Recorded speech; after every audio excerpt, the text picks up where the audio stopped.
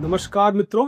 आज एक ऐसे विषय पे बात करेंगे, नए कानूनों के बारे में, जो कि बहुत ही चर्चा का विषय रहा। दोस्तों, दिसंबर 2023 में भारतवर्ष के जो पुराने 3 कानून थे जो क्रिमिनल जस्टिस सिस्टम से रिलेटेड थे, उनको बदल दिया गया और उनकी जगह पूरे नए कानून संशोधित पूरी तरह से एक नए कलेवर में पास हुए, जो कि 1 जुलाई 2024 से पूरे देश में लागू हो चुके हैं और भली भांति अच्छे से वो अब अपना काम कर रहे हैं। जब ये कानून बन रहे थे, संसद में चर्चा हो रही थी, या उसके बाद भी विभिन्न एकेडमिक फोरम्स पे और जो इम्प्लीमेंटेशन एजेंसीज हैं, चाहे वो जिनको हम क्रिमिनल जस्टिस सिस्टम का स्टेक होल्डर्स भी कहते हैं, चाहे वो पुलिस हो, प्रोसिक्यूशन हो, या कोर्ट्स हो, या एडवोकेट्स और टीचर्स, सभी के बीच में कुछ ऐसे बिंदु थे जो बहुत चर्चा का विषय बने रहे नए कानून के विषय में। अलग अलग बिंदु थे, किसी में था कि काफ़ी ह्यूमन फेस है, किसी में था कि ये एक बिल्कुल नए उसमें दिया गया है, तो इसमें कॉलोनियल जो एक इम्प्रिंट था पुराने कानूनों में उसको हटा दिया गया है। इसके कुछ फीचर्स थे, उस डिटेल में मैं नहीं जाऊँगा। ये जरूर बताना आवश्यक समझता हूँ कि उन बहुचर्चित और मच डिस्कस्ड सेलिएंट फीचर्स में से एक ये फीचर भी है कि इसमें तकनीक को बड़े ही वृद्ध रूप में अंगीकार किया गया है। जैसा कि उद्देश्य है इसको सिटीजन सेंट्रिक बनाना, तीनों कानूनों को स्पीडी जस्टिस इंश्योर करना, वो तभी संभव है जबकि हम आज डेवलप हो रही तकनीकों के साथ कदम ताल करेंगे। इसके अलावा भी चूंकि अब अपराधी भी विभिन्न प्रकार की तकनीकें अपना रहे हैं और कई सारे क्राइम ऐसे हैं जो केवल तकनीक पर आधारित है, वो साइबर क्राइम हो, चाहे आजकल डिजिटल अरेस्ट, मेरी सब जिसमें वीडियो बन चुकी है और उसके बारे में आप लोग सब परिचित भी हैं। तो उनसे एक कदम आगे रहने का प्रयास, अपराधियों से एक कदम आगे रहने का प्रयास तभी सफल हो पाएगा जब हम क्रिमिनल जस्टिस सिस्टम के विभिन्न अंग, पुलिस, प्रोसिक्यूशन, कोर्ट्स, प्रिजन, ये सब नई तकनीक को जितना जल्दी हो सके उसको स्वीकार करेंगे, उसको इम्प्लीमेंट करेंगे और अपने प्रयोग में लाना शुरू कर देंगे। तो इसका जो उद्देश्य था वो मैंने आपको संक्षेप में बताया। सारा बीएनएसएस और बीएनएस और बीएसए में तमाम ये प्रोविज़न है, ईएफआईआर के रजिस्ट्रेशन से लेकर इन्वेस्टिगेशन में कहाँ कहाँ तकनीक का इस्तेमाल होगा, उसके बाद जो ट्रायल होगा और उसमें डॉक्यूमेंट्स कैसे सबमिट किए जाएंगे, डॉक्यूमेंट्स जो चार्जशीट होगी उसकी कॉपी, इलेक्ट्रॉनिक कॉपी कैसे दी जाएगी, सारा का सारा प्रोसीजर्स बीएनएस में बड़े डिटेल में दिया गया है। फॉरेंसिक एक्सपर्ट्स आवश्यक है, ये मैं अपने 2-3 बार पहले भी वीडियो में बता चुका हूँ। जो हमारा सेक्शन 176(3) है बीएनएसएस का, उसमें मैंडेटरी कर दिया गया है कि जहाँ भी ऐसे सीन ऑफ क्राइम होंगे जो ऐसे अपराध से संबंधित है जिनमें सजा 7 साल या उससे अधिक है, तो वहाँ पर एसएचओ या आईओ या जो भी पुलिस का अधिकारी वहाँ पहुँचा हुआ है, उसकी ये जिम्मेदारी है कि वो फॉरेंसिक एक्सपर्ट्स को वहाँ बुलाएं और उस पूरे सीन का फॉरेंसिक एग्जामिनेशन एंड इन्वेस्टिगेशन कराएं। यद्यपि ये देखते हुए कि अभी उतना तकनीकी इंफ्रास्ट्रक्चर सभी स्टेट्स के पास नहीं हुआ है, इसमें कुछ थोड़ा सा टाइम का रिलैक्सेशन दे दिया गया है और 5 वर्ष के अंतर्गत 5 वर्ष के अंदर अंदर ऐसी अपेक्षा की गई है कि उतना इंफ्रास्ट्रक्चर सभी स्टेट तैयार कर लेंगे ताकि इस तकनीक का जो कार्य है इसको पूरी तरह से लागू कर सके। इलेक्ट्रॉनिक कम्युनिकेशन की डेफिनेशन अलग से दी गई है, सेक्शन 2 क्लॉज 1 आई बीएनएसएस में, और ऑडियो वीडियो इलेक्ट्रॉनिक मीन्स का अलग से 2(1)(a) अल्फाबेट ए जो बीएनएसएस का दिया गया है। और उसी तरह से अब जो डॉक्यूमेंट है उस डॉक्यूमेंट में इलेक्ट्रॉनिक और डिजिटल रिकॉर्ड्स को भी इंक्लूड कर दिया गया है। ये बीएसए में, भारतीय साक्ष्य अधिनियम की सेक्शन 2(1)(d) में परिभाषा से बड़ा स्पष्ट हो जाता है। और इसके साथ साथ ये इलेक्ट्रॉनिक रिकॉर्ड्स जैसे emails, server logs, documents on computer, laptop और smartphone messages, websites, locational evidence और voice mail messages stored on digital devices, इस सब को भी डॉक्यूमेंट्स की परिभाषा में परिभाषित कर दिया गया है और अब इसको एज ए डॉक्यूमेंट्री एविडेंस में बीएसए में इंक्लूड कर दिया गया है। इसी तरह से जो एविडेंस है, डॉक्यूमेंट्री एविडेंस है, जैसा मैंने बताया सेक्शन 2(1)(e) में डिफाइन किया गया बीएसए में कि इसमें वो सारे स्टेटमेंट्स भी इंक्लूड होंगे जो कि इलेक्ट्रॉनिकली दिए गए हैं या रिकॉर्ड किए गए हैं, और इसके अलावा सारे के सारे इलेक्ट्रॉनिक और डिजिटल रिकॉर्ड्स भी इंक्लूडेड माने जाएंगे। एक और बड़ा क्षेत्र है जहां पर कि काफ़ी दिक्कत आती थी पहले, और इसका बहुत बड़ा जो डिलेज होते थे हमारे डिलीवरी ऑफ जस्टिस में, वो एक बहुत बड़ी समस्या थी कि विटनेसेस का ना अपीयर हो पाना। तो अब विटनेसेस की अपीयरेंस के लिए, एक्यूज के अपीयरेंस के लिए, एक्सपर्ट्स की अपीयरेंस के लिए, विक्टिम्स की अपीयरेंस के लिए, सबके लिए इलेक्ट्रॉनिक मीन्स को बाकायदा उसका प्राविधान कर दिया गया, और ये वीडियो कॉन्फ्रेंसिंग के माध्यम से किए जा सकते हैं। बीसी रूम्स बनाए जा रहे हैं। जैसे मैंने एक अपनी वीडियो बताया था कि मैं उत्तर प्रदेश का उदाहरण लेता हूँ, बाकी सभी प्रदेशों में काफ़ी प्रगति हुई है इसमें। यहाँ प्रत्येक जिले की पुलिस लाइन में वीडियो कॉन्फ्रेंसिंग रूम्स बनाए जा रहे हैं, जहाँ पर के विटनेसेस की गवाही आदि दिलवाई जा सके या एक्सपर्ट्स की गवाही दिलवाई जा सके। इसी तरह से जो प्रिजन्स हैं, प्रिजन्स में भी इस तरह के बीसी रूम बनाए जा रहे हैं, जहाँ से कि एक्यूज को रिमांड की कार्रवाई उसकी वीसी के माध्यम से पूरी की जा सके। इसमें केवल एक बात होती है कि अगर कोई वीसी के माध्यम से स्टेटमेंट इस तरह से रिकॉर्ड होता है, किसी की गवाही रिकॉर्ड होती है, तो उसमें 72 घंटे के अंदर, 72 आवर्स के अंदर सिग्नेचर करा लिए जाने चाहिए। ये बड़ा इंपॉर्टेंट है, महत्वपूर्ण है, और हमारे जो पुलिस विभाग के आईओज हैं, जो अधिकारी कर्मचारी हैं, उनको ये बात ध्यान रखनी चाहिए कि ऐसा लेक्यूना ना रह जाए। चूँकि अभी मैंने एक वीडियो में बताया था, जो पिछले कुछ दिनों में लगातार एक के बाद एक बहुत हाईलाइटेड केसेस को डिफरेंट कोर्ट्स ने, जिसमें एक्विटल्स हुई हैं, तो उसमें बहुत बड़ा एक ये चीज़ सामने आई है कि इसलिए प्रोसिक्यूशन अपना केस इस्टेब्लिश नहीं कर पाया क्योंकि उसकी एविडेंस में प्रोसीजरल मिस्टेक की गई, टेक्निकल मिस्टेक्स की गई। तो जो टेक्निकल एविडेंस है उसमें यदि डिफेंस छोटी सी किसी बात पे कि सिग्नेचर नहीं है, मीमो में अमुक गलती है, पंचनामा में अमुक गलती है, इसमें थोड़ा सा भी अगर उसको बेनिफिट मिल जाता है तो पूरी की पूरी प्रोसिक्यूशन स्टोरी में वो एक होल क्रिएट कर देता है और कोर्ट के माइंड में डाउट पैदा कर देता है। और जैसा कि हमारी थ्योरी है, बियॉन्ड डाउट प्रूव होना चाहिए वो केस, वो नहीं हो पाता और फिर उसको छोड़ना पड़ता है।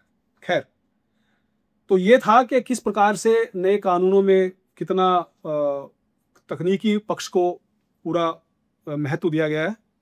इससे हमें लाभ क्या होगा, जैसे मैंने शुरू में बताया कि इससे जो हमारे डिलेज हैं वो कम होंगे। एक्यूज का जेल से जो प्रेजेंट करने वाला, कोर्ट में उपस्थित करने वाला जो प्रक्रिया है, उसमें मदद मिलेगी। मैं आपको बताता हूँ कि बड़े जिलों में पहले ये स्थिति थी कि कभी कभी जो पुलिस लाइन में रिजर्व होता था वो पूरा का पूरा हवाला ड्यूटी में चला जाता था। इसको पुलिस की भाषा में हवाला ड्यूटी बोलते हैं, जिसको डेली कोर्ट से पेशी आती है, जो कि पुलिस लाइन में आरआई के पास आती है। एक डिस्ट्रिक्ट में, मध्यम या बड़े डिस्ट्रिक्ट में 30, 35, 40, 45, 50 कोर्ट्स तक भी होती हैं। तो सबकी अलग अलग पेशियाँ होती हैं कि किस कोर्ट में कितने एक्यूज पेश होने हैं, और जेल तो एक ही होती है हर जिले में। तो वो सारे के सारे इकट्ठा होके हर एक एक्यूज का उसकी हीनियस और सीरियसनेस ऑफ ऑफेंस से कितना उसको गार्ड मिलेगी, यानी कि कितने लोग सिक्योरिटी में रहेंगे, उससे कैलकुलेट करके उसका एक फार्मूला होता है। फिर आरआई वहाँ फोर्स भेजता है, जो कि जेल जाती है सुबह को, फोर्स पूरी गाड़ी लेके, प्रिजन वैन लेके, कहीं एक प्रिजन वैन, कहीं दो, कहीं तीन तीन प्रिजन वैन भी ले आनी पड़ती है। उनमें सब में गार्ड्स लगी होती है, यानी कि पुलिस वाले लगे होते हैं। वो सुबह को लाते हैं, पूरा दिन वहाँ पे जो अदालत में एक बनी होती है प्रिजन, एक टेम्परेरी हवालात बनी होती है, वहाँ पर उनको रखा जाता है, और फिर एक के बाद एक करके उनकी पेशियाँ होती है। तो हर एक के साथ सिपाही जाते रहते हैं। तो वो जो इतना सारा हमारा मैन पावर लग रहा था, फिर वापस आके शाम को सबको इकट्ठा करना, वापस जेल में दाखिल करना, वहाँ पे एंट्री वगैरह होती है, उसके बाद पूरी रात हो जाती है, जिसमें बहुत बड़ी मैन पावर पुलिस की इसमें लग जाती है। और उसके बाद भी कई तरह की आपराधिक घटनाओं की आशंका लगातार बनी रहती है। ये कोई नई चीज़ नहीं है, आपको पता होगा, आपने सुना होगा, पढ़ा होगा, पुलिस वाले जानते ही होंगे। कई बार ऐसा हुआ है जबकि पुलिस कस्टडी में हत्या हो जाती है, बहुत किसी नोटोरियस क्रिमिनल्स की हत्या हो जाती है, उससे फिर पुलिस को काफ़ी बदनामी और बड़ा एडवर्स सा प्रोपेगेंडा झेलना पड़ता है। और उसके अलावा एस्केप करने के भी बहुत सारे मामले हो जाते हैं कि पुलिस कस्टडी से कोई दुर्दांत अपराधी भाग गया, फिर उसको पकड़ना बड़ा मुश्किल काम होता है। तो इन सब चीज़ों से छुटकारा पाने का एक तरीका है कि जो रिमांड की प्रक्रिया है उसका प्रिजन से, जेल से, वीसी के माध्यम से निस्तारण कर लिया जाए। और इससे क्या फ़ायदा होगा कि जो रिकॉर्ड कीपिंग है कोर्ट ट्रायल्स की, वो भी थोड़ा स्मूथ हो जाएगी। अभी कई बार ऐसी स्थिति आती है, ये प्रैक्टिकल बात बता रहा हूँ, कि जब कुछ साल बाद जो केस की फाइल होती है, पता चला है कि उसमें से कुछ कागज़, बड़े इंपॉर्टेंट एविडेंस है, कुछ है, वो ट्रेस नहीं हो पा रहा, लोकेट नहीं हो पा रहा। तो वो सब दिक्कतें इसमें उसको अवॉइड करने के लिए, उसके बाद फिर एक चीज़ और की गई है इसमें नए कानूनों में कि सेक्शन 57 जो BS से है, भारतीय साक्ष्य अधिनियम, उसमें एक एक्सप्लेनेशन, 7 एक्सप्लेनेशन है उसमें एक एक्सप्लेनेशन ये भी जोड़ दी गई है कि जो साइमल्टेनियसली या सिक्वेंशियली क्रिएटेड कंप्यूटर या डिजिटल कह दीजिए आप, मोबाइल कंप्यूटर या किसी और माध्यम से, इलेक्ट्रॉनिक माध्यम से, अगर कोई सिक्वेंशियली या सब साइमल्टेनियसली क्रिएटेड कोई भी फाइल्स हैं, वो सारी की सारी ही प्राइमरी एविडेंस होंगी, ईच फाइल, और सारा का सारा ये इलेक्ट्रॉनिक डिजिटल रिकॉर्ड कहा जाएगा। इसके अलावा अगर प्रॉपर कस्टडी प्रूव हो गई, जो कि मैं बाद में बताऊंगा अपने दूसरे किसी वीडियो उसमें, अगर प्रॉपर कस्टडी प्रूव हो गई तो ये हो जाएगा इसमें कि जितनी भी उसकी कॉपीज होंगी और उसका जो कंटेंट होगा वो उसी से प्रूव हो जाएगा। ओनली थिंग इज के प्रॉपर कस्टडी प्रूव होनी चाहिए। फिंगरप्रिंट और वॉइस सैंपल आदि की जो लेने की पहले बाध्यता थी कि उसमें एक्यूज को अरेस्ट करना जरूरी है, या जिस व्यक्ति का भी लेना है सैंपल उसको अरेस्ट करना जरूरी है, वो अब खत्म कर दी गई है। और अब इसमें ये जो ओल्ड सीआरपीसी प्रोविजन था उसको डन अवे कर दिया गया है। अभी मैं अपनी अगली वीडियो में इसको और विस्तार से बताऊंगा कि ये जो पूरी तकनीक है इसका किस किस प्रोसीजर्स पे और किस तरह से असर पड़ेगा। तो उसके लिए सबसे पहले हम लोग शुरू करेंगे अगली वीडियो में। उससे पहले मैं आपको एक समरी इसकी बता दूं कि किस तरह से इकोसिस्टम बनाया गया है टेक्नोलॉजी का। और इलेक्ट्रॉनिक और डिजिटल इकोसिस्टम जिसको हम लोग कह रहे हैं, उसमें 2 भाग उसके हैं पूरे इकोसिस्टम के, एक है प्रोसीजर से संबंधित और एक है एविडेंस। प्रोसीजर की जब बात करते हैं तो वो पुलिस का जो इन्वेस्टिगेशन का होता है वो एक प्रोसीजर होता है, और जो कोर्ट होगा, कोर्ट में जो ट्रायल होगा, दैट इज ए प्रोसीजर। तो कोर्ट का जो प्रोसीजर होगा उसको ई कोर्ट की एक कॉन्सेप्ट है जो ICJS में एनविसेज की गई है। उसके माध्यम से पूरा का पूरा एविडेंस जब डिजिटल हो जाएगा, पुलिसिंग में आएगा टेक्नोलॉजी, और ई कोर्ट के माध्यम से ट्रायल के जो फेज है उसमें पूरी की पूरी टेक्नोलॉजी आएगी। और पुलिसिंग की अगर हम बात करें तो recording of statement 180 BNSS, search and seizure जितनी भी हैं तो उसमें 105 अंडर सेक्शन 105 और 185 ऑफ BNSS। इसके अलावा रिकॉर्डिंग बाय फोरेंसिक टीम जो 176(3) का मैंने बताया, BNSS का सीन ऑफ क्राइम की रिकॉर्डिंग करनी है। और उसके अलावा आइडेंटिफिकेशन परेड जो कि सेक्शन 54 में है BNSS में, तो जो टिप होती थी टेस्ट आइडेंटिफिकेशन परेड, उसका भी ऑडियो वीडियो रिकॉर्डिंग अब मैंडेटरी कर दी गई है। इस तरह से इसको तकनीक का इस्तेमाल किया गया। ऐसे जो एविडेंस की हम बात करें, अगर ई कोर्ट की जो प्रोसीजर का मैंने कहा था, ये तो प्रोसीजर हो गया दोनों का। फिर एविडेंस की क्या बात है, तो एविडेंस में डॉक्यूमेंट जैसे मैंने बताया कि उसको डिफाइन कर दिया गया है 2D में, DSA में। एविडेंस को under section 2E BSA define कर दिया गया है कि इलेक्ट्रॉनिक एविडेंस क्या होगा, उसकी परिभाषा दे दी गई है। इलेक्ट्रॉनिक और डिजिटल रिकॉर्ड अंडर 61 BSA, वहाँ पे उसके बारे में एक निर्देश दिए गए हैं। Admissibility of electronic record clear कर दिया गया है कि वो एडमिसिबल होगा। पहले इनफैक्ट ये सारे के सारे जो प्रोविजन किए गए हैं ये विगत कई वर्षों से, या मुझे कहना चाहिए दशकों से लगभग, ये विभिन्न जुडिशियल प्रोनाउंसमेंट्स में अपील्ड किए गई थी ये चीज़ें। क्योंकि पुलिस की इन्वेस्टिगेशन में तकनीक का इस्तेमाल काफ़ी दिन पहले से शुरू हो गया था, और हमारे यहाँ फोरेंसिक लैब्स का, फोरेंसिक साइंस का, फोरेंसिक एग्जामिनेशन का बहुत बड़ा इंफ्रास्ट्रक्चर सब जगह तैयार हो चुका है। तो वो जो जुडिशियल प्रोनाउंसमेंट्स थे जिनमें कि इनकी एडमिसिबिलिटी पहले भी स्टैब्लिश कर दी गई थी, अब उसको एक कानूनी खाका पहना दिया गया, वो कानून का हिस्सा बन गए। तो उसके अलावा जैसे रेलेवेंसी की बात इसमें की गई है तो उसको बहुत एनहांस कर दिया गया है। कोई भी रिकॉर्ड होगा या बुक होगा वो डिजिटल फॉर्म में अगर होता है, कोई लॉ बुक भी अगर रेफर करते हैं 32 BSA में कहा गया है, तो वो डिजिटल भी की जा सकती है। कोई गैजेट है, गैजेट भी वो उसको 181 BSA में डिफाइन कर दिया गया है। इलेक्ट्रॉनिक एविडेंस का दोनों तरह से माना गया है, वो प्राइमरी एविडेंस भी है 57 BSA में और सेकेंडरी एविडेंस भी है 58 BSA में। तो इसकी पूरी की पूरी एडमिसिबिलिटी इंश्योर कर दी गई है। प्रिजम्पशंस भी डिजिटल और इलेक्ट्रॉनिक एविडेंस के माने जाएंगे, जैसे कि मैंने बताया कस्टडी का, सर्टिफिकेट का, मैं आगे बताऊंगा दूसरी वीडियो में कि अगर वो सर्टिफिकेट प्रॉपर है तो प्रिज्यूम टू बी जेन्युइन माना जाएगा। जो पूरा का पूरा कंटेंट है ये हमारा सेक्शन 78 से 93 BSA में दे दिया गया है। मैंने सेक्शन इसलिए कोट कर दिए कि जो छात्र हैं और जो हमारे इन्वेस्टिगेशन ऑफिसर्स हैं उनको भी थोड़ा सा इसके बारे में एहसास रहे कि कहाँ पर ढूंढना है यदि कोई चीज़ ढूंढनी पड़ती है।